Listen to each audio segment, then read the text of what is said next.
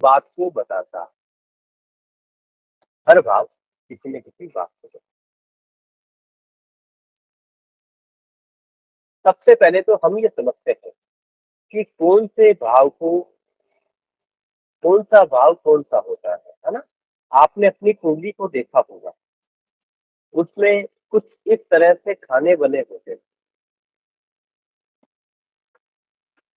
हर भाव कुछ न कुछ बताता है, लेकिन उससे पहले हमें भावों को समझ लेना जरूरी है कि आखिर हम भावों की गिनती किस प्रकार करते हैं। जैसे ये कुंडली का प्रथम भाव होता है।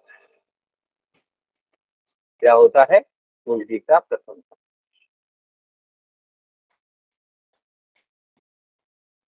इस प्रथम भाव को लग्न भाव भी कहा जाता है। क्या कहा जाता है? लग्न। इसके बाद हम इस दिशा में आगे बढ़ेंगे और गिनेंगे कि दूसरा भाव कौन सा होता है। ये होता है कुंडली का दूसरा भाव। ठीक है। हमेशा कुछ बातों का आपको ख्याल रखना है। क्या? कि जो भाव है वो मकान नंबर की तरह है। जिस प्रकार से मकान नंबर में कभी कोई बदलाव नहीं होता है, उसी प्रकार से ये भाव हो गए। इन भावों में भी कभी भी कोई बदलाव नहीं। मकान नंबर कभी बदलता है क्या? कभी बदलता है क्या, बताइए? राजा, अतुल गिरी जी, कुमार पंडित, हम यहाँ मूवी नहीं देख रहे। कोई मूवी देख रहे हैं क्या? या असम में हम कोई जो है चला रखा है? अपना एक्सप्रेशन जरूर दीजिए, समझ में आ रहा है नहीं आ रहा है, ताकि मुझे ध्यान प्लीज। तो जिस प्रकार से हमारे मकान नंबर में कभी कोई बदलाव नहीं होता है, उसी प्रकार से इन भावों में भी कभी कोई बदलाव नहीं होगा। यानी कि हर व्यक्ति का जो मकान नंबर है वो मकान नंबर स्थिर है। व्यक्ति उस मकान को बेच भी देगा तो भी मकान नंबर बदलेगा। उसी प्रकार से किसी भी व्यक्ति की कुंडली होगी है, तो ये एक मकान हो गया। ये मकान हो गए, इसमें कभी भी कोई बदलाव नहीं होगा। इस बात को बिल्कुल आप अपने दिमाग में नोट करें। देखिए, मेरी थोड़ी आदत है धीरे धीरे पढ़ाने की, ताकि आप सभी को आसानी से समझ में आए, है ना? ये जल्दबाजी करने वाला विषय नहीं है। यह 2 महीने का कोर्स होगा। इसमें अगर 2.5 महीने लग जाएंगे, 3 महीने लग जाएंगे, लेकिन मैंने जो विषय भेजे हैं, ये मैं आपको पढ़ा के ही मानूंगा। ये आपको मैं कंसेप्ट करा के ही मानूंगा। आज जो मैं पढ़ा दूंगा वो अगली कक्षा में पूछूंगा। किसी से भी मैं प्रश्न पूछ सकता हूँ कि अजय गौड़ जी, अपने हमने पहली कक्षा में पढ़ा था, बताइए इस प्रश्न का उत्तर बताइए। राज झा जी, पिछली वाली कक्षा में हमने ये पढ़ा था, इसका उत्तर बताइए। मैं किसी भी विद्यार्थी से पिछली कक्षाओं में पढ़ा गया कभी भी प्रश्न पूछ सकता। तो बिना रिवीजन किए कक्षा में शामिल नहीं होइएगा। रिवीजन नहीं किया तो कक्षा में शामिल ही नहीं होना है। मैं भले आधा घंटा ज्यादा कक्षा में ले लूंगा, लेकिन मैं पूछूंगा, प्रश्न पूछ। तो यहाँ पर जिस प्रकार मकान नंबर सदैव फिक्स होते हैं, उसी प्रकार ये जो भाव है, उसी प्रकार ये भाव भी फिक्स होते हैं। ये कुंडली का प्रथम भाव है, तो सदैव प्रथम भाव ही रहेगा। इसके बाद आगे बढ़िए। ये कुंडली का द्वितीय भाव है, ये भी सदैव द्वितीय भाव ही रहेगा। ठीक है। उसके बाद आगे बढ़िए। ये होता है कुंडली का तीसरा भाव, ये सदैव तीसरा भाव है और सदैव तीसरा भाव ही रहेगा। इसके बाद ये कुंडली का चतुर्थ भाव है, ये भी सदैव चतुर्थ ही रहेगा। फिर ये कुंडली का पंचम भाव है, फिर ये कुंडली का सप्तम भाव है, ये सप्तम भाव है, ये अष्टम भाव है, ये नवम भाव है, ये दशम भाव है, ये एकादश भाव है और ये द्वादश भाव। ये एक तरह से आपके मकान की गली हो गई। गली में नंबर क्रम से होते हैं ना, मकान नंबर 1 2 3 4 5 6, ए 285 86 87 88 89 90 91 92, उसी प्रकार से ही भाव कि इनको इसी क्रम से गिनना है। ये प्रथम हमने अभी अभी कौन सी दिशा अपनाई? प्रथम भाव ये, दूसरा ये, तीसरा ये, चौथा ये, पांचवा, छठा, सातवां, आठवां, नौवां, 10वां, 11वां और 12वां। हमेशा क्रम यही होना चाहिए। अभी आपका मकान नंबर यदि 56 है तो आगे वाला मकान का नंबर 60 हो जाएगा क्या? हो, हो सकता है क्या? नहीं हो सकता है ना। आपका मकान नंबर 56 है तो अगला मकान नंबर 57 होगा। उसी प्रकार से ये फिक्स होता है, इसमें कभी भी कोई बदलाव, हर व्यक्ति की कुंडली में ये फिक्स ही है। आगे बात समझ में आ गई? इसको जो गिनने का क्रम है, ध्यान रखिएगा, ये बहुत महत्वपूर्ण है। दिशा ये होनी चाहिए गिनने की। ऐसा नहीं है कि आप इसको उल्टी दिशा में गिनना प्रारंभ कर दें, ये पहला, दूसरा, तीसरा, चौथा, नहीं, ऐसा कभी भी नहीं होगा, कभी भी नहीं होगा। आगे बात समझ में? ठीक है, आगे बढ़े, आगे बढ़े। ओके, ठीक।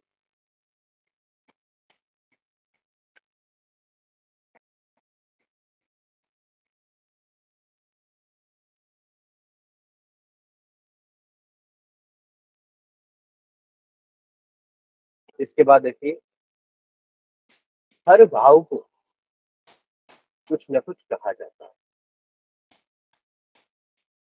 हर भाव को कुछ न कुछ कहा जाता है। हर भाव किसी न किसी बात को बताता है। तो आज हम ये समझ रहे हैं कि कौन से भाव से क्या क्या देखा जाता है। सबसे पहले ये जो नंबर लिखे हुए हैं, यहाँ हम अभी किसी भी प्रकार से नंबर के विषय में नहीं समझ रहे हैं, अगली कक्षा में समझेंगे। क्योंकि आपने अपनी कुंडली देखी होगी, उसके कुंडली के किसी न किसी भाव में कोई न कोई नंबर जरूर लिखा होता है। हम उस नंबर के विषय पर आज नहीं समझेंगे, अगली कक्षा में समझेंगे। तो यहाँ मैंने अभी जो नंबर लिखा है वो भाव को समझने के तरीके से लिखा है। ठीक है, तो ये होता है कुंडली का प्रथम भाव। इस भाव को हम तनु भाव भी कहते हैं। क्या कहते हैं? तनु भाव। तनु भाव का यह अर्थ हो गया, तनु का क्या शाब्दिक अर्थ आपको समझ में आ रहा है? तनु का शाब्दिक अर्थ क्या होता है? हमारा तन, हमारा तन, तनु, हमारा तन, हमारा शरीर। तो हमारे शरीर से संबंधित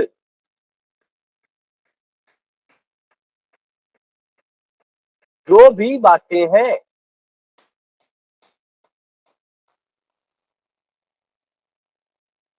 हमारे तन से संबंधित जो भी बातें हैं, उन सभी बातों का विचार कुंडली के प्रथम भाव से किया जाता है। जैसे हमारा रंग रूप कैसा है, हमारा रंग रूप कैसा है, हमारी कितनी लंबाई है, हमारा स्वभाव कैसा है। क्योंकि प्रथम भाव को तनु भाव कहा जाता है, तो हमारे तन से संबंधित, हमारे शरीर से संबंधित जो भी बातें हैं, उसका विचार हम कुंडली के प्रथम भाव से।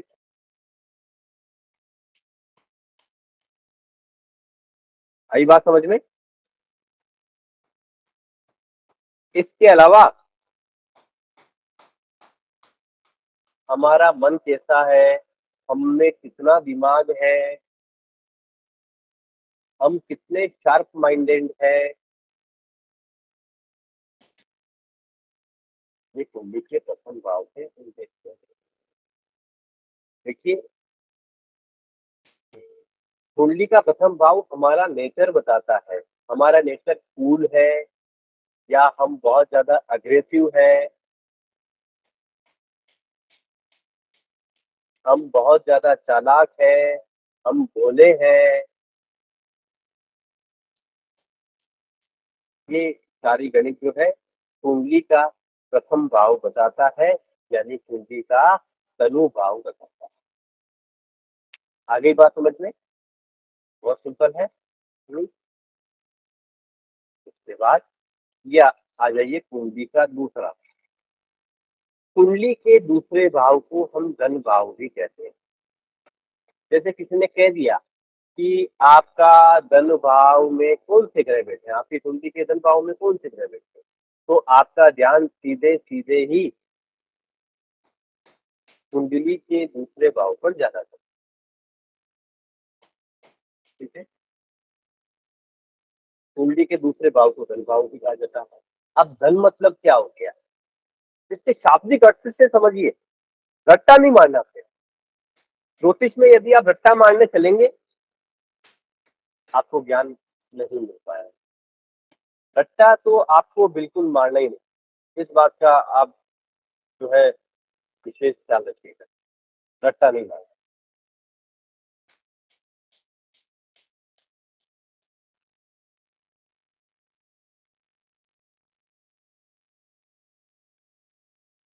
ठीक है, रट्टा मारने वाला विषय नहीं है।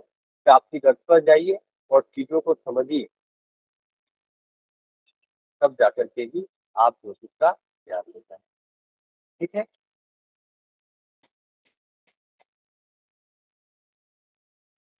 तो कुंडली का दूसरा भाव धन भाव। धन का मतलब क्या समझ आया? धन का मतलब हमारी पूंजी हो गई। हमारी पूंजी तो धन होता है, हमारी सेविंग वही तो हमारा धन है। और किन किन चीजों को आप धन मान सकते हैं या पूंजी मान सकते हैं? हमारी फैमिली, हमारा परिवार भी तो हमारा धन है। हुँ? हमारा परिवार भी तो हमारा धन है। आपके खाते में कितने पैसे पड़े हैं, आपने कितना जमा करके रखा हुआ है, ये पूंजी के दूसरे भाव से पता चलता है। ठीक है, इसके अलावा जो भी अचल अचल संपत्ति, वो भी हम दूसरे भाव से देखते हैं। वाणी का भाव है दूसरा, बहुत महत्वपूर्ण। वाणी का भाव कि आप में बोलने की क्या कला है। यदि आप किसी सिंगर को देखेंगे, सिंगर की कुंडली में दूसरे भाव की बहुत बड़ी भूमिका है,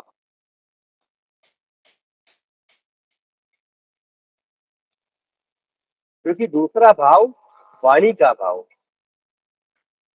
और दूसरा भाव जो है हमारा जो दाया नेत्र होता है उसको प्रभावित करता है और हमारी जुबान को प्रभावित करता है। ठीक है, ये दूसरा भाव, ये समझने वाली और याद रखने वाली बात है। ठीक है, तो ये कुंडली का दूसरा भाव, इससे हम हमारी फैमिली देखते हैं, हमारे पास कितनी सेविंग है वो देखेंगे, हमारी फैमिली को देखेंगे, हमारी वाणी को देखेंगे, हमारे अकाउंट में कितना पैसा है वो। आगे बात समझ लो। ठीक है, अब आ जाइए आगे। अब ये होता है कुंडली का तीसरा भाव, इसको हम पराक्रम भाव भी कहते हैं। अब पराक्रम का अर्थ आपको क्या समझ में आया? पराक्रम का अर्थ होता है साहस। आप कितने पराक्रमी हैं, आप कितने साहसी हैं, आप कितने डेयरिंग तरीके से अपनी लाइफ में डिसीजन ले पाते हैं, ये तीसरा भाव। कभी कभी होता है ना कि हम कोई रिस्क लेना चाहते हैं, घबरा जाते हैं, हम्म, हिम्मत नहीं आती। तो वो हिम्मत कहाँ से आती है? वो तीसरे भाव से आती है, पराक्रम के भाव से आती है। इसके अलावा तीसरे भाव से हमारे छोटे भाई बहनों का विचार भी करते हैं। हम में पेशेंस कितना है, हम में धैर्य कितना है, इन सभी का विचार भी हम कुंडली के तीसरे भाव से करते हैं। यह जो तीसरा भाव है, ये गले से संबंधित और श्वास संबंधी जो परेशानियां होती है, उसके लिए हम तीसरा भाव देते हैं। आगे बात समझिए। हम्म,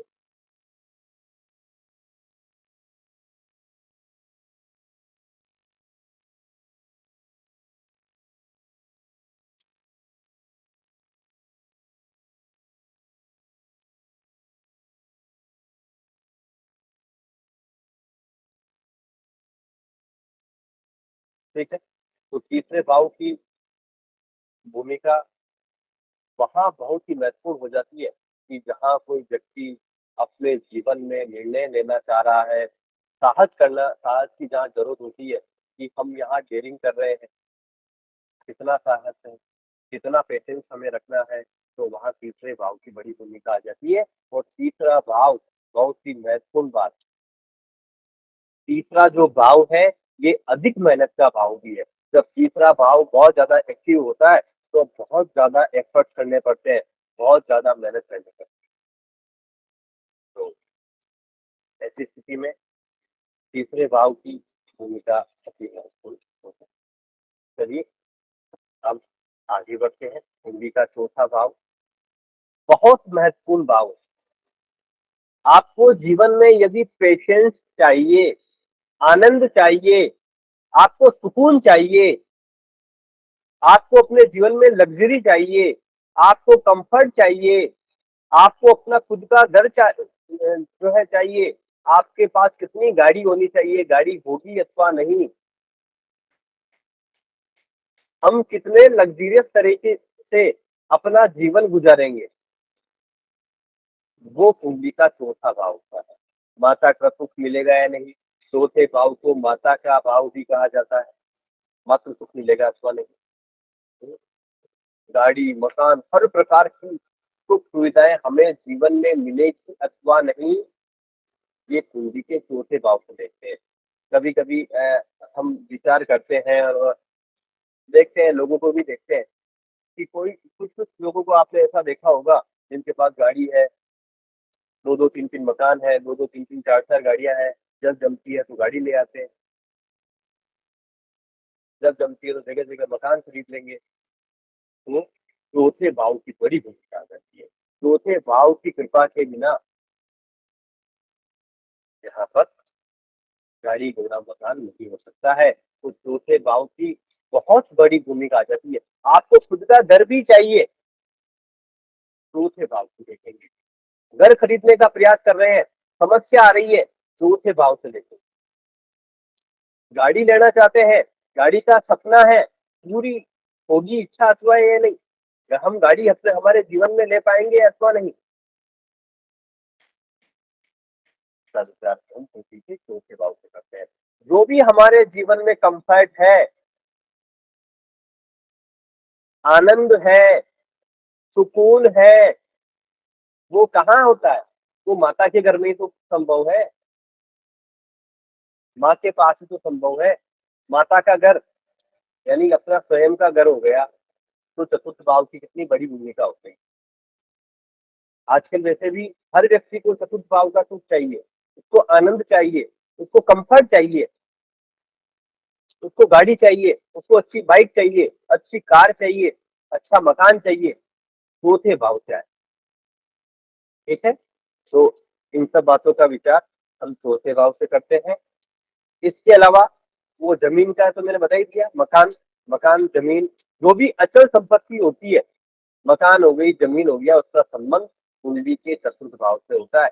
यहाँ तक कि जो खेती बाड़ी की जमीन होती है, उसका भी संबंध चतुर्थ भाव से है। इसके अलावा शरीर के यदि हम अंगों की बात करें, तो छाती और फेफड़े का विचार हम बुद्धि के चतुर्थ भाव से करते हैं। अब देखिए, आ जाइए कुंडली का पंचम भाव, यह संतान भाव, इसे हम संतान भाव भी कहते हैं। अब मान लीजिए संतान नहीं हो रही है, शादी हो गई, 4-5 साल हो गए, संतान नहीं हो रही है, पंचम भाव से इसका हम विचार करेंगे। संतान की हमें बहुत चिंता है, संतान हमारा ताम्र साथ निभा पाएगी अथवा नहीं, कुंडली के पंचम भाव से देखेंगे।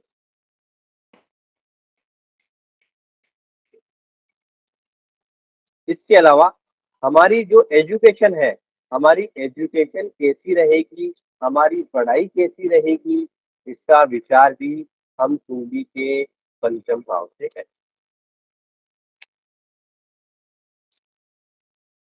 ठीक है। इसके अलावा प्रेम संबंधों का विचार,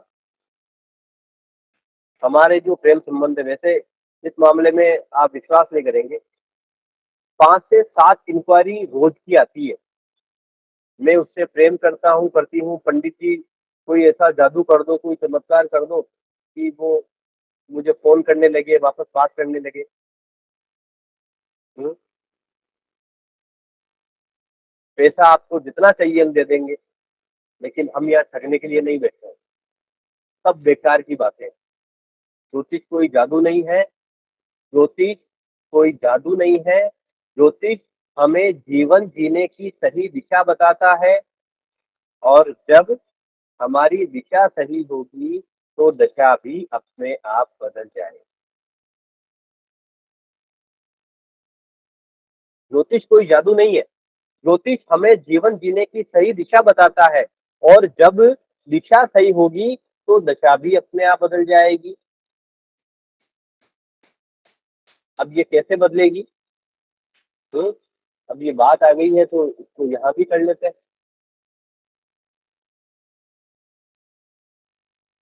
मान लीजिए आप कोई रेडीमेड गारमेंट का व्यापार करते हैं।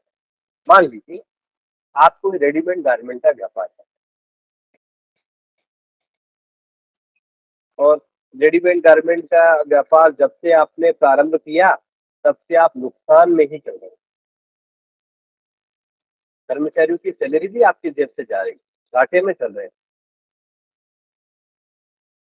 आपने किसी ज्योतिषी महोदय से पूछा कि पंडित जी इस व्यापार में नुकसान में चल रहा हूँ, बताइए कुछ, क्या कर सकते हैं? पंडित जी ने आपकी कुंडली देखी और आपको बताया कि आपको तो रेडीमेड गारमेंट का व्यापार छूट ही नहीं करता है, आप कितने ही उपाय कर लीजिए, इसमें आप सफलता प्राप्त नहीं कर सकते। तो बोले कि क्या काम करें? तो पंडित जी ने कह दिया कि आप एक काम कीजिए, आप जो है कोई कमीशन या दलाली का काम प्रारंभ कीजिए। पहले व्यक्ति से कोई हमने सामग्री ली या प्रॉपर्टी की डील करा दी, और दूसरे व्यक्ति को हमने बेच दिया, बीच में जो कमीशन आया वो हमारा हो गया। किसी भी प्रकार का काम जिसमें कमीशन बैठता है, आप वो काम कर सकते हैं। आपने रेडीमेड गारमेंट का शोरूम बंद कर दिया, आपने कमीशन का काम प्रारंभ कर दिया, या आपने, समझिए बहुत इंपॉर्टेंट, या आपने क्या किया, कपड़ों का ही कोई ऐसा काम पकड़ लिया, उधर से लेके उधर दे दिया, और बीच में कमीशन आ गया। कमीशन का कोई भी काम, आपने वो कमीशन का काम चालू कर दिया और आप बहुत अच्छे मुनाफे में आ गए। तो यहाँ ज्योतिष ने कहा, जो है क्या किया, कोई जादू किया क्या? कोई जादू किया क्या? कुमार पंडित जी, देवेंद्र पांडे जी, अंकुर जी, ये आप कैमरा ऑन कर दीजिए। अंकुर, विनोद जी, प्लीज आपके कैमरे ऑन कर दीजिए।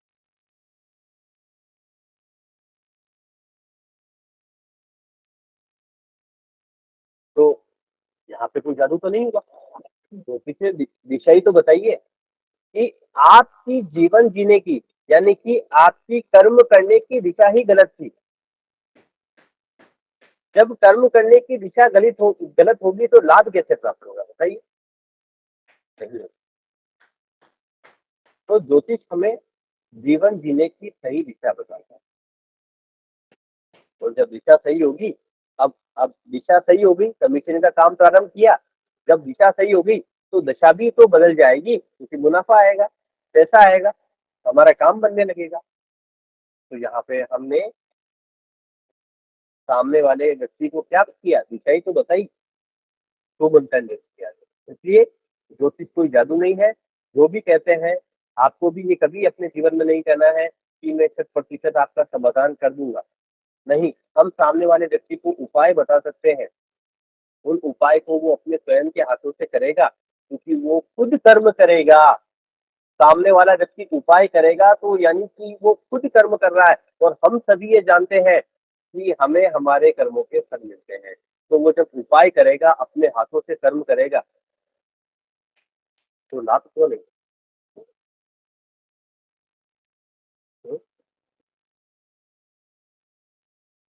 तो यहाँ पर कोई जादू नहीं है। ज्योतिष हमें जीवन जीने की सही दिशा बताता है। इस बात को बिल्कुल फिट बैठा नहीं। ठीक है, तो पंचम भाव कुंडली का, इससे हम लव अफेयर भी देखते हैं। हम प्रेम संबंधों में सफल हो पाएंगे अथवा नहीं, कुंडली के पंचम भाव से। इसके अलावा जो सर्वाधिक पूछा जाने वाला प्रश्न है कि सर मैं शेयर बाजार में सफल हो पाऊंगा है या अथवा नहीं, या शेयर बाजार मुझे सूट करता है अथवा नहीं, इसका विचार भी हम कुंडली के पंचम भाव से करते हैं। ठीक है, अचानक कोई लाभ हानि का विचार भी हम कुंडली के पंचम भाव पर करें।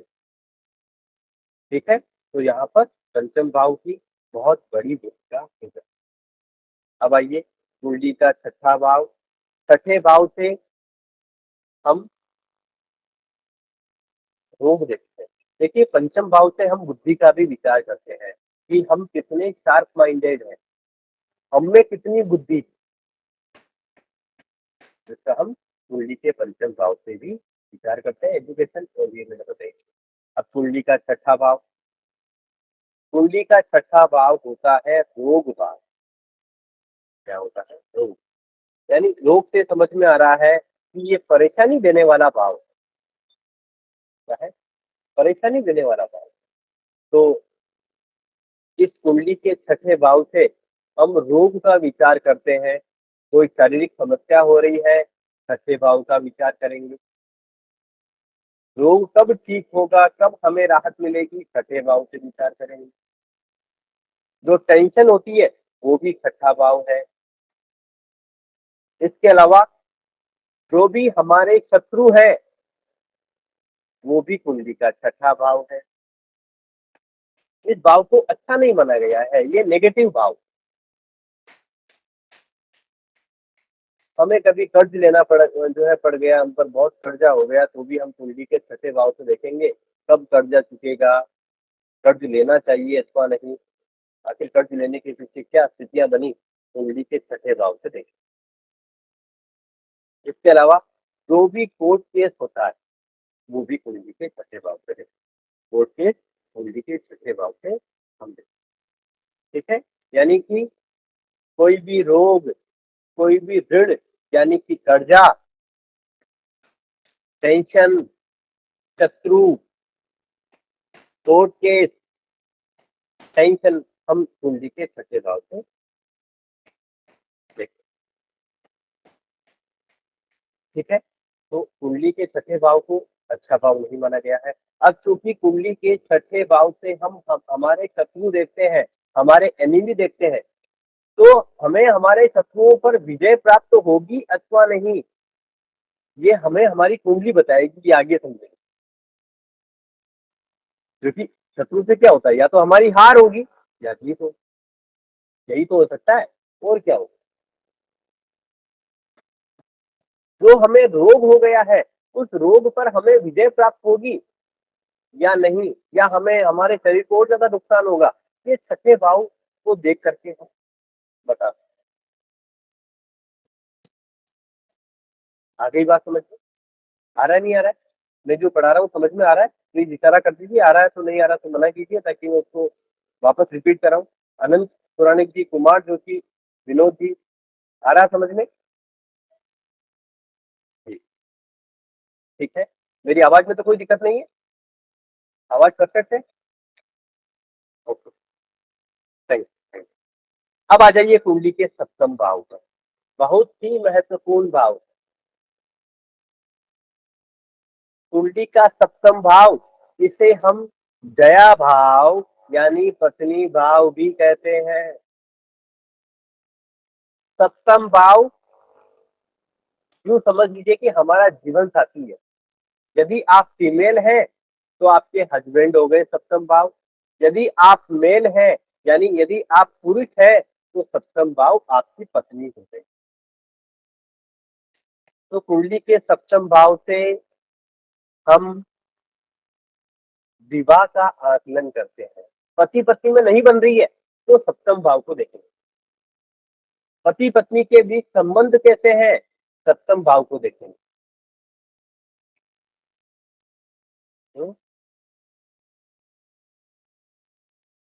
यदि कभी तलाक की स्थितियां भी बन रही है तो भी सप्तम भाव से हम देखेंगे कि तलाक होगा अथवा नहीं। कुल मिलाकर के पति पत्नी के मध्य के जो संबंध है सप्तम भाव से हमें पता है। इसके अलावा सप्तम भाव पार्टनरशिप का भी घर है। हम हमें व्यापारिक पार्टनरशिप सूट करती है अथवा नहीं, समझ रहे हैं कि हम कोई व्यापार पार्टनरशिप में करना चाहते हैं। कई बार क्या होता है कि हम पार्टनरशिप में व्यापार प्रारंभ करते हैं, नुकसान में आ जाते हैं। हमें पार्टनरशिप भी सूट करती है अथवा नहीं, कुंडली के सप्तम भाव से पता चलता है।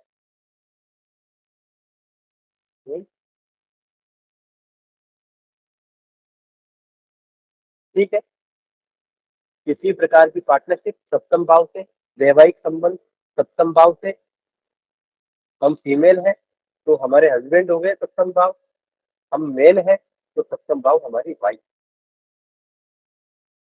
इसके अलावा ऐसी कोई भी इनकम जिसे डेली रूटीन के तरीके से हम देखते हैं, ऐसी कोई भी इनकम जो प्रतिदिन हो सकती है।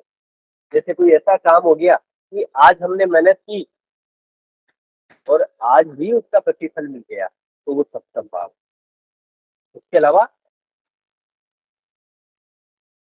हम जो है ये जो शरीर का जो यूरिन वाला पार्ट होता है उस भाव उस भाग को ये सप्तम भाव कहा जाता है। ठीक है, इसके बाद आ जाइए कुंडली का अष्टम भाव, यह है आयु भाव भी। इसे हम आयु भाव भी कहते हैं। आयु कैसी रहेगी, इसको मृत्यु भाव भी कह सकते हैं। आयु भाव कहते हैं इसको, लेकिन मृत्यु भाव से भी इसे भी अच्छा नहीं माना गया, ये घर भी गलत है। कुंडली का अष्टम भाव समस्याओं का है, कुंडली का अष्टम भाव परेशानियों का है, कुंडली का अष्टम भाव किसी भी प्रकार की दुर्घटना का है, समस्याओं का है। अब इस भाव को जब दुर्घटनाओं से जोड़ा गया है, समस्याओं से इसका संबंध है, परेशानियों से संबंध है, एक्सीडेंट से संबंध है, मृत्यु से संबंध है, आयु से संबंध है, तो इस भाव को भी अच्छा भाव नहीं माना जाए। अगली बात में, लेकिन इस अष्टम भाव की खास बात क्या है जो हम सभी के लिए महत्वपूर्ण है, सभी के लिए महत्वपूर्ण है? क्या है खास बात? इस अष्टम भाव की खास बात यह है कि आप ज्योतिष कितना सीख पाएंगे अष्टम भाव से देखेंगे। आप कितना गहराई में जाकर ज्योतिष को समझेंगे वो हम अष्टम भाव से देखेंगे। अष्टम भाव की कृपा के बिना हम ज्योतिष को गहराई से नहीं समझ सकते। अष्टम भाव की, क्योंकि अष्टम भाव डीप रिसर्च का है, गहराई से शोध करना है। आप बहुत सारे साइंटिस्ट की कुंडली में अष्टम भाव को एक्टिव देखें, जो लोग भी शोध करते हैं अष्टम भाव की भूमिका में, जो कोई भी गहराई से चीजों को समझना चाहते हैं अष्टम भाव। यदि आप तंत्र मंत्र साधना करना चाहते हैं, तंत्र विद्या में पारंगत होना चाहते हैं, तो ये कुंडली का अष्टम भाव आपको इसमें महारत हासिल करवा। अष्टम भाव की कृपा ज्योतिष में और तंत्र विद्या में बहुत बड़ी है। आगे बात समझ में आ रहा, समझ में? जी। हाँ, ऐसे हंसते खेलते रहिए, इशारा करते रहिए ताकि मुझे लगे कि आपको चीजें समझ में आ रही है ना? तो ये कुंडली का अष्टम भाव हो गया। अब आ जाइए कुंडली का नवम भाव। अब इस नवम भाव को क्या कहते हैं? भाग्य भाव भी कहते हैं। अब कितनी बड़ी भूमिका होगी भाग्य। हम्म, भाग्य का साथ जब हमें मिलता है तो हमें मेहनत कम करनी पड़ती है और नतीजे हमें अधिक मिलते हैं। भाग्य का मतलब क्या हो गया कि हम एफर्ट को कम करेंगे, यानी कि हम मेहनत कम करेंगे और हमें नतीजे अधिक प्राप्त होंगे। भाग्य यदि अच्छा हो तो, अगर भाग्य अच्छा नहीं है तो हम एफर्ट बहुत अधिक करेंगे, नतीजे बहुत कम प्राप्त होंगे। यानी भाग्य साथ नहीं देता है। अगर आप 2 कदम चलते हैं और आपको 10 कदम के फल यदि प्राप्त हो रहे हैं तो भाग्य की बड़ी भूमिका है। यदि आप 10 कदम चलते हैं और 1-2 कदम का लाभ भी आपको नहीं मिल पा रहा है तो इसमें भी भाग्य की भूमिका है। भाग्य साथ नहीं। तो नवम भाव की बड़ी भूमिका है। इसके अलावा भाग्य भाव तो ये है ही, ये पिता का भाव भी है। अब चौथा भाव क्या बताया मैंने? माता का घर। कुंडली का नवम भाव पिता का। इसके अलावा धार्मिक यात्रा नवम भाव से देखेंगे। नवम भाव का सीधा सीधा संबंध धर्म से है। आप कितनी अपने जीवन में धार्मिक यात्राएं करेंगे, कुंडली के नवम भाव से पता चलता है। कितनी तीर्थ यात्राएं करेंगे, कुंडली के नवम भाव से पता चलता है। कई बार ऐसी नौबत आ जाती है कि कोई व्यक्ति संन्यास ले लेता है, साधु संत बन जाता है, नवम भाव से पता चलता है। इसके अलावा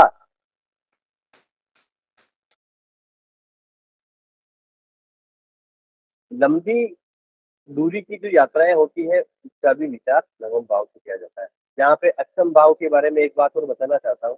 अष्टम भाव पानी के माध्यम से जो यात्रा हम करते हैं, पानी के माध्यम से, वो अष्टम भाव से। ठीक है।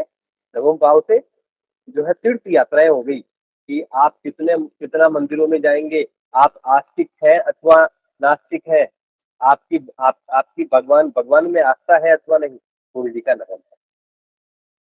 सिंपल।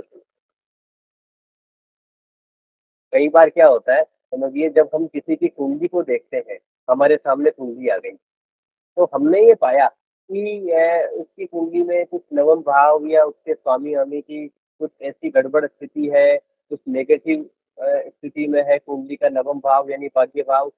तो अब वो व्यक्ति परेशानी में भी है। तो हमें ये पता है, कुंडली देख करके ज्ञात हो जाता है कि व्यक्ति मंदिर जाएगा अथवा नहीं, क्योंकि बहुत से उपाय होते हैं जो मंदिर जाके करने होते हैं, मंदिर में जाना होता है, तो व्यक्ति मंदिर जा पाएगा अथवा नहीं। तो हमें लग जाता है कि अच्छा नवम भाव थोड़ा सा ऐसा गड़बड़ है तो ये मंदिर तो नहीं जाएगा, और भी स्थितियां देखने पे क्लियर होता है कि ये मंदिर नहीं जा पाएगा, तो इसको कुछ फिर दूसरे उपाय बताते हैं, तो वो अपने हाथों से करते हैं। क्योंकि वो व्यक्ति, उसको हम कितना ही कह देंगे, मंदिर जाने की इच्छा नहीं होगी और वो नहीं जाए। तो कुंजी का नवम भाव इतनी बड़ी भूमिका हो गई, बहुत बड़ी भूमिका है कुंजी के नवम भाव। अभी एक बात समझे, यहाँ पे बहुत रोचक बात निकल करके आ रही है। ये कुंडली का प्रथम भाव होता है, प्रथम भाव है। ठीक है। ये होता है कुंडली का दूसरा भाव। ठीक है। ये होता है कुंडली का तीसरा भाव। अब ये प्रथम भाव है, ये हमारा तन भाव है। हमारा तन हम स्वयं हो गए, ये समझा हमने। ये हम हो गए, हमारा तन हो गया, हमारा शरीर हो गया, और हमसे जो तीसरा भाव है, हमने क्या समझा था अभी, छोटे भाई बहन का घर होता है। मैंने कहा था छोटे भाई बहन का तीसरा भाव होता है। तीसरा भाव छोटे भाई बहन का। तीसरा भाव छोटे भाई बहन का कैसे हुआ, हम स्वयं ये हो गए, हमारा तन भाव ये हो गया, और हमसे तीसरा भाव कौन सा है, पहला भाव ये, दूसरा भाव ये, तीसरा भाव ये।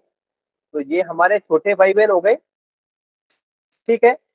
अब समझिए, यदि आप मेल है तो सप्तम भाव आपकी पत्नी का है, यदि आप फीमेल है तो सप्तम भाव आपकी पत्नी का है। मैं जो है ये कुंडली पति की है, उस तरीके से उदाहरण देकर के समझा रहा हूँ। यदि आप फीमेल है तो आप अपने पति के संदर्भ में इसको समझ सकते हो। अब जैसे मेल की कुंडली है, ये हो गए हम, सप्तम भाव क्या हो गया, हमारी पत्नी हो गई हमारी पत्नी। जब हमसे तीसरा भाव हमारे छोटे भाई बहन है, तो हमारा जो पति, हमारी जो पत्नी है, उससे तीसरा भाव क्या होगा, हमारी पत्नी के छोटे भाई बहन हो गए। आई बात समझ में। जैसे ये हम, ठीक है, मैं बोल रहा हूँ समझ में आ रहा है तो हाँ हाँ, है ना, ताकि मुझे लगे मैं वापस इसको रिपीट करूँ। ये हम हो गए, हमसे तीसरा भाव ये छोटे भाई बहन का होता है। हमारे छोटे भाई बहन हम कुंडली के तीसरे भाव से देखते हैं, ये हमने देख लिया। अब ये जो कुंडली का सप्तम भाव है, ये हमारी पत्नी का भाव है, हमारी भाई, ये कुंडली का सप्तम भाव है। अभी यदि हमने समझा, अब इस सप्तम भाव को यदि हम पहला भाव मान लेंगे, ये सप्तम भाव है, इसको आप पहला भाव मान लीजिए, ये कुंडली का पहला भाव। फिर आइए ये कुंडली का दूसरा भाव, आगे से आगे इसी क्रम में तो गिनेंगे। फिर ये कुंडली का तीसरा भाव। तो ये जो अपनी पत्नी थी, उनसे तीसरा भाव नवम भाव आ गया, तो ये अपने छोटे साली साली हो गए, क्योंकि ये अपनी पत्नी से तीसरा भाव है। पत्नी से तीसरा भाव पत्नी के छोटे भाई बहन हो गए, तो ये अपने क्या लगते हैं, अपने छोटे साले साली हो गए ना। हम्म? आई बात समझ में या नहीं आई, अनंत जी, विनोद जी, आई समझ में, इशारा कर दीजिए प्लीज। आइए तो वापस एक बार रिपीट करवाता हूँ। ये हम हो गए, हमारा शरीर, हम स्वयं, हमसे तीसरा भाव हमारे छोटे भाई बहन हो गए। ठीक है,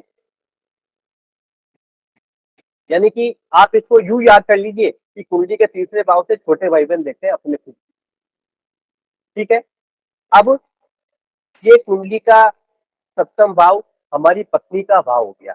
अब इस पत्नी के भाव से तीसरा भाव पत्नी के छोटे भाई बहन होंगे, तो इस भाव को मान लीजिए आप पहला भाव, सप्तम भाव को मान लीजिए पहला भाव, इस अष्टम भाव को मानिए दूसरा भाव, और इस नवम भाव को मानिए तीसरा भाव। तो ये पत्नी के छोटे भाई बहन हो गए। यहाँ पे वही नियम लगेगा जो हम पर लग रहा है। ठीक है। तो जब पत्नी के छोटे भाई बहन हम यहाँ से देखेंगे, तो पत्नी के छोटे भाई बहन हमारे क्या लगते हैं, साले साली लगते हैं। तो ये हमसे नवम भाव हमारे छोटे साले साली का हो। ठीक है। तो मैं चाहता तो आपको संक्षिप्त रूप में बता सकता था कि नवम भाव से हमारे छोटे साले साली का विचार करते हैं, लेकिन मैंने इसको लॉजिक तरीके से समझाया, क्योंकि हम प्रैक्टिकल एस्ट्रोलॉजी सीख रहे हैं, कोई रटंत्र विद्या नहीं सीख रहे। ठीक है। तो कुंडली का नवम भाव भाग्य भाव।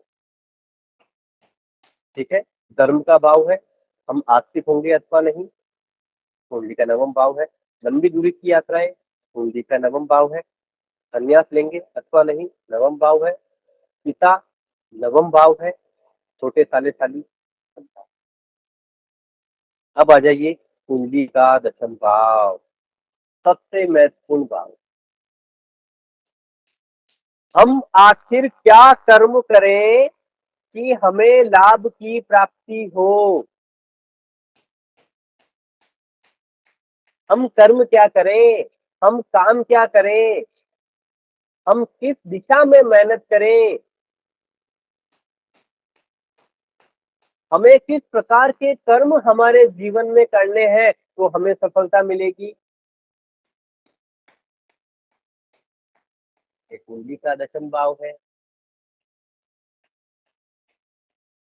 दशम भाव हमारा कर्म भाव ही। कर्म भाव किस दिशा में हमें कर्म करने हैं। हम राजनीति में कितना सफल हो सकते हैं? कुंडली का दशम भाव। हमारी सामाजिक मान प्रतिष्ठा कितनी होगी?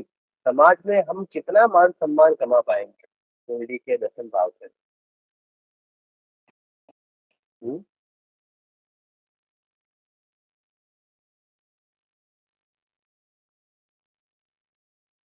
हमें जीवन में कोई पद मिल पाएगा अथवा नहीं, चाहे वो सामाजिक हो, चाहे राजनीतिक हो, दशम भाव से देखेंगे। सबसे महत्वपूर्ण, हम हमें कौन सा कार्य करना चाहिए, किससे संबंधित हमें कार्य करना चाहिए, हमें किस क्षेत्र में मेहनत करनी चाहिए जिससे भविष्य में हमें सफलता प्राप्त हो, मूल विचार है सब। आ गई बात समझ में? देखिए, अभी जो हमारे पढ़ने की गति है वो 2 ही महीने ऐसी ही रहने वाली है, समझ रहे हैं? ये कोई डेमो कक्षा नहीं, ये पहली कक्षा है। और हर कक्षा में इसी प्रकार से धीमे धीमे, यदि आपको जल्दबाजी है किसी बात को सीखने की तो आप ज्योतिष नहीं सीखते, क्योंकि ज्योतिष जल्दबाजी वाला विषय है ही नहीं। और मुझे कोई फॉर्मेलिटी नहीं करनी है।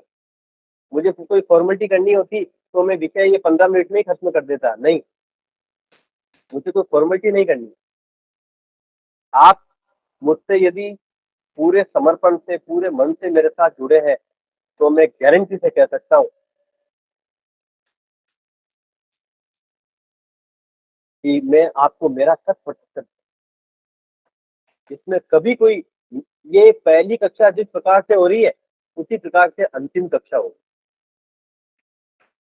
कोई परिवर्तन कभी इसमें नहीं है।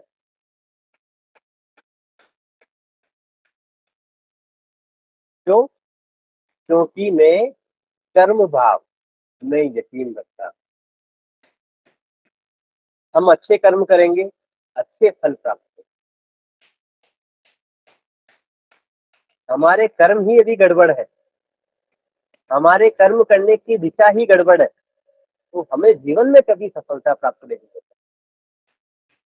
तो सबसे पहले तो अपनी कुंडली को पहचानना होगा कि आपकी कुंडली क्या कहती है। समझ रहे हैं ना? ये बहुत महत्वपूर्ण पॉइंट है। आपने जिस दिन अपनी कुंडली को पहचान लिया, आप बहुत अच्छी तरह सफल हो सकते हैं, क्योंकि इससे आपको ये पता चल जाएगा कि आपको किस प्रकार से मेहनत करनी है, किस प्रकार से कर्म करने हैं। तो समझ में आ रही बात? तो सबसे पहले अपनी कुंडली को समझना ही बहुत जरूरी होता है।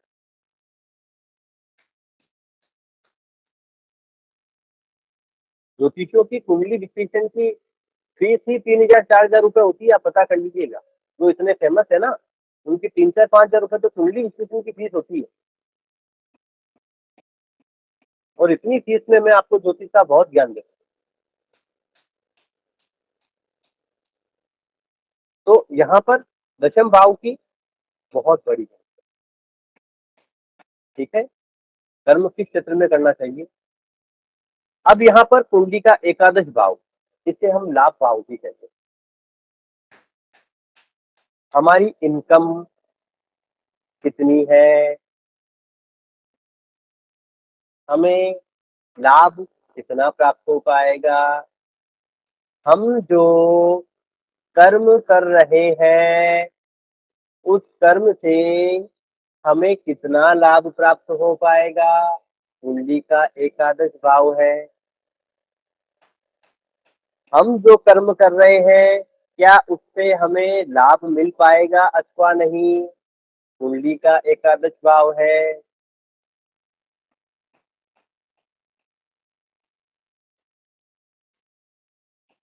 एकादश भाव इच्छा पूर्ति का भी, इच्छा पूर्ति का भी। हम बड़े बड़े सपने देखते हैं, मेरे पास गाड़ी होनी चाहिए, मेरे पास बंगला होना चाहिए, मेरे पास ये चाहिए, आईफोन होना चाहिए। हमारे बड़ी बड़ी इच्छाएं हैं, हमको यहाँ घूमने जाना, हमको वो करना है, ये करना है। आपके जीवन में आपकी इच्छाएं पूरी हो पाएगी अथवा नहीं हो पाएगी, कुंडली के एकादश भाव से देखेंगे।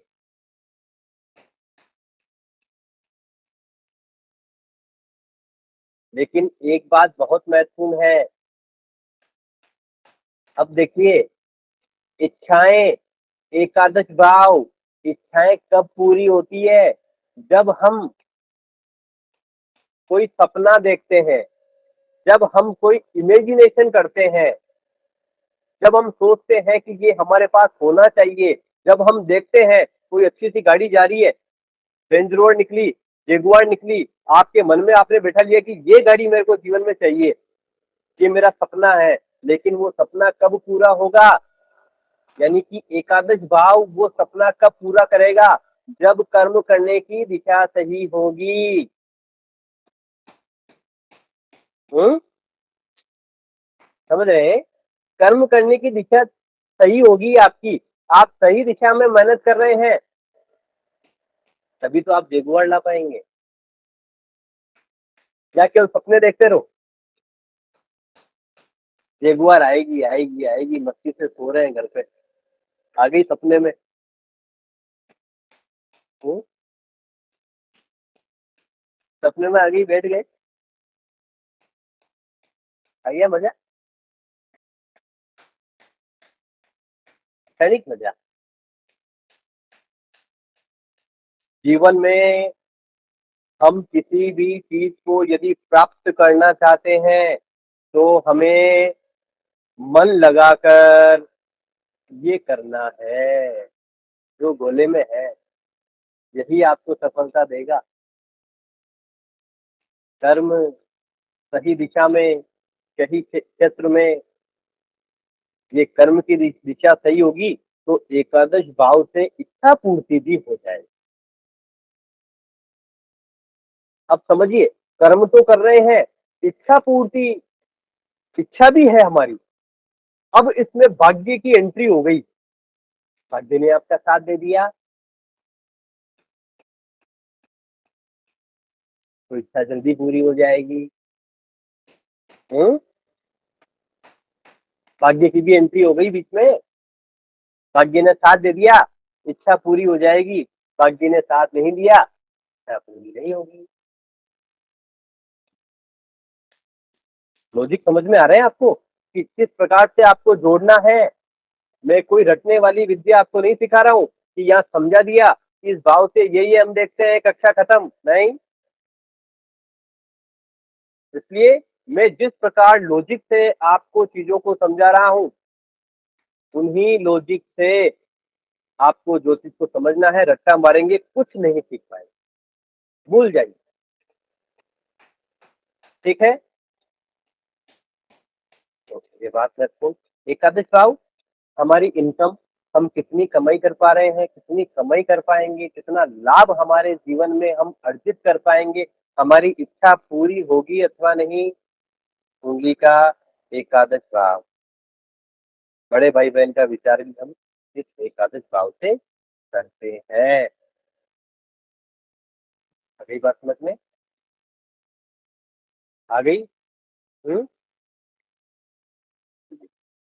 अब आ जाइए कुंडली का 12वां भाव, इसे हम जय भाव भी कहते हैं। जय भाव का मतलब हमारे एक्सपेंस हो गए, हमारे खर्चे हो गए, हमारे खर्चे कितने होंगे, कुंडली का द्वादश भाव। अस्पताल का, किसी हॉस्पिटल का कोई भी खर्चा कुंडली का 12वां भाव 12वां भाव किसी भी प्रकार के लोभ का भी है। हमें कोई हानि हो गई, कुंडली का 12वां भाव। ये जेल का भाव भी है, जेल जेल का भाव भी है। कोई कोर्ट केस चल रहा है, अभी कोर्ट केस समझिए, बहुत महत्वपूर्ण है। छठे भाव से हमने क्या समझा? Court case.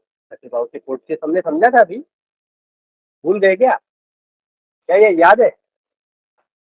कुंडली के छठे भाव से कोर्ट केस हम देखते हैं। अब कोर्ट केस में हमें यदि असफलता मिलेगी तो हम कहाँ जाएंगे? भाई साहब सीधे जेल चले जाएंगे, क्योंकि 12वें भाव से हम जेल गए। तो इस मामले में इसका और इस भाव का कॉम्बिनेशन आ जाता है। तो 12वें भाव से हम हर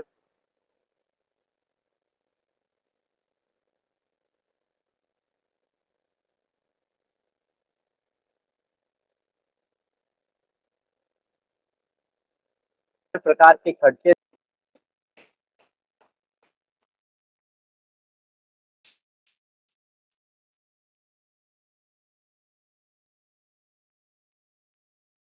क्या हो गया? कक्षा अटक गई क्या?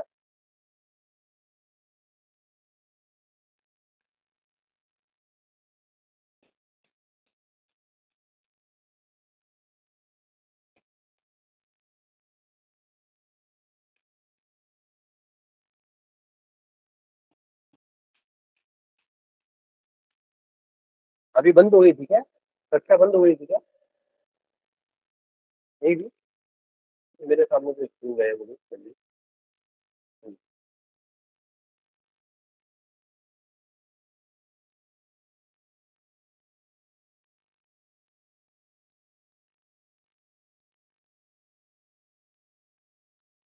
ठीक है, 12वें भाव से क्या देखते हैं?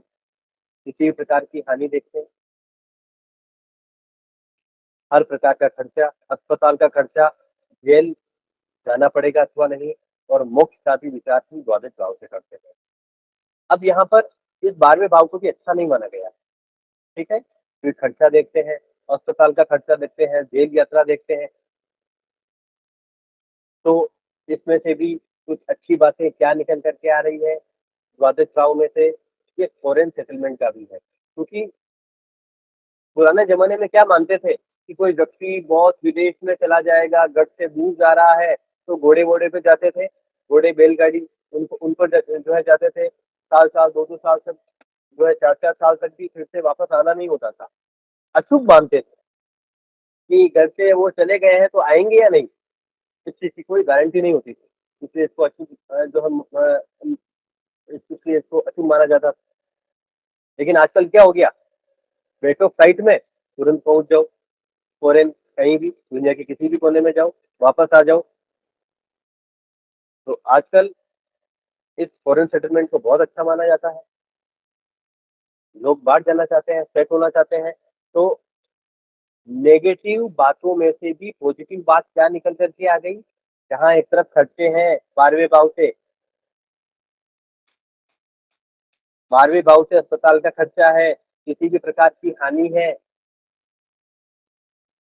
तो ये सब इतनी नेगेटिविटी हो गई। इसमें से पॉजिटिव बात क्या निकल करके आई? फॉरेन में सेटल हो सकते हैं। हम्म? यही ज्योतिष है, यही ज्योतिष है कि आप नेगेटिविटी में से भी पॉजिटिविटी क्या निकाल कर ला सकते हैं। कोई व्यक्ति आपके सामने बहुत परेशानी में आया, हमने उसकी कुंडली में देखा कि बहुत नेगेटिव नेगेटिव ग्रहों का प्रभाव चल रहा है, तो हमें क्या करना है? उसकी कुंडली में कोई ऐसा पॉजिटिव पॉइंट को पकड़ना है जिसको हम यदि बल दे दें तो उसकी परेशानी कम हो जाए। ज्योतिष सकारात्मकता फैलाने वाला शास्त्र है। आप सोचे कि सामने वाले व्यक्ति आए, बहुत परेशान वो है, और उसको बोल दे कि आपका दिन तो बहुत खराब चल रहा है, 6 महीने बाद और ज्यादा अच्छा, बहुत बहुत बुरा समय आपके प्रारंभ होने वाला है, आने वाले 6 महीने बाद। तो वो व्यक्ति 6 महीने बाद जो परेशान होने वाला होगा, वो अभी तुरंत ही हो जाएगा। उसको टेंशन से हो सकता है बीपी की समस्या हो जाए, शुगर की समस्या हो जाए, तरह तरह के रोग हो जाए। हमें ऐसा कभी नहीं करना है। कितनी भी नेगेटिव कुंडली बन रही हो, उसमें पॉजिटिविटी होती ही है, वो कंफर्म तरीके से होती है। अभी एक बात समझो, अभी ये छठा भाव है, ये हमने क्या समझा, रोग का होता है, परेशानियों का होता है, टेंशन का होता है, शत्रु का होता है, मुकदमेबाजी का भाव है। इतनी इतनी नेगेटिव बातें, हम घबरा जाते हैं इतनी नेगेटिव बातें, लेकिन पॉजिटिव बात क्या निकल करके आती है, ये कंपटीशन का भाव भी है। यदि आप किसी भी कंपटीशन में शामिल हो रहे हैं, आपकी विजय होगी अथवा नहीं, कुंडली के छठे भाव से देखेंगे। कई बार क्या होता है, हम इतने पावरफुल होते हैं कि हमारे कई शत्रु भी होते हैं, तो हमसे आंख नहीं मिला सकते हैं। ये पावर है छठे भाव। आपके शत्रु आपका कुछ नहीं बिगाड़ते।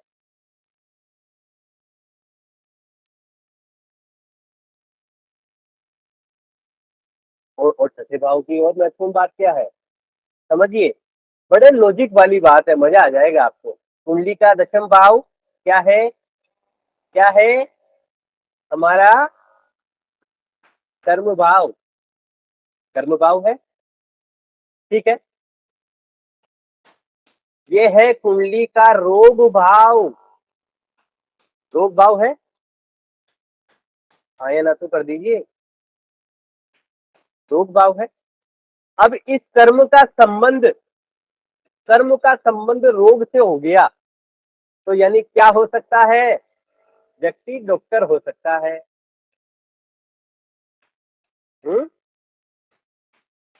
हो सकता है ना, कर्म का संबंध रोग से हो जाए, ये भी तो पॉजिटिव पॉइंट है। अब नेगेटिव में से भी पॉजिटिव निकाल लिया हमने। हम्म नेगेटिव में से भी पॉजिटिव निकाल लिया। ये रोग भाव से जो हम ये बातें देख रहे थे, वो रोग बीमारियां देता है, लेकिन जब ये कर्म भाव, इस कर्म का संबंध जब रोग से हो जाएगा, तो व्यक्ति डॉक्टर या कंपाउंडर हो सकता है। नहीं बढ़िया बात। हम्म और बताऊं मैं आपको, ये छोटे छोटे लॉजिक तो पूरे बेच में ही चलते रहेंगे, और इन्हें आप नोट भी कर सकते हैं, क्योंकि ये नोट्स में नहीं होंगे, क्योंकि बहुत सारी ऐसी बातें होती है हम कह देते हैं, लेकिन वो नोट्स में जो है नहीं उपलब्ध हो पाती। ये प्रैक्टिकल कुंडली विश्लेषण हमारा जो है प्रैक्टिकल ज्योतिष सीखने वाला ये बैच है, तो हम प्रैक्टिकल तरीके से समझेंगे। हो सकता है कि बहुत सारी बातें आपको ना मिले। अब जैसे एक और उदाहरण से समझते हैं, ये कुंडली का दशम भाव हमारा कर्म भाव, कर्म भाव है। तो ये कुंडली का द्वादश भाव नेगेटिव भाव है, खर्चों का भाव है, हानि का भाव है, अस्पताल का खर्चा है, लेकिन ये द्वादश भाव किस चीज का है, ये फॉरेन सेटलमेंट का भी है। तो इस कर्म भाव का संबंध, इस कर्म भाव का संबंध यदि फॉरेन सेटलमेंट वाले भाव से हो जाएगा, तो व्यक्ति फॉरेन में जाकर के कमा खा लेगा। सिंपल, आई बात समझ में। ये संबंध कैसे बनता है, ये आगे हम समझेंगे, समझ रहे हैं ना। अभी नहीं समझा सकता, आपको समझ में नहीं आएगा। मैं केवल आपके दिमाग को एक्टिवेट कर रहा हूं, अभी मैं आपके माइंड को एक्टिवेट कर रहा हूं कि किस किस प्रकार से आप सोच सकते हैं। कोशिश यही तो है, आप रट्टा मार लेंगे एक ही सूत्र को, उसको मिलाएंगे नहीं बैठेगा। आप अपनी बुद्धि का उपयोग करेंगे, निश्चित रूप से वो चीज बैठेगी, और नेगेटिविटी में से भी पॉजिटिविटी निकल करके आए। आगे बात समझ में। हम्म? अभी एक बात और महत्वपूर्ण है, द्वादश भाव मोक्ष का भी, मोक्ष का भाव है। अष्टम भाव मृत्यु का है, मृत्यु और मोक्ष का तो संबंध है ना। मृत्यु और प्रैक्टिकल लाइफ में समझिए, मृत्यु और मोक्ष का संबंध है, तो अष्टम भाव और द्वादश भाव का संबंध। इतना महत्वपूर्ण। हुँ,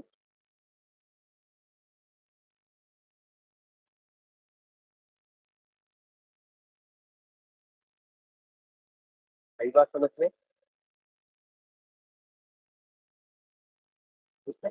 तो ये आज हमने कुंडली से 12 भावों को समझा,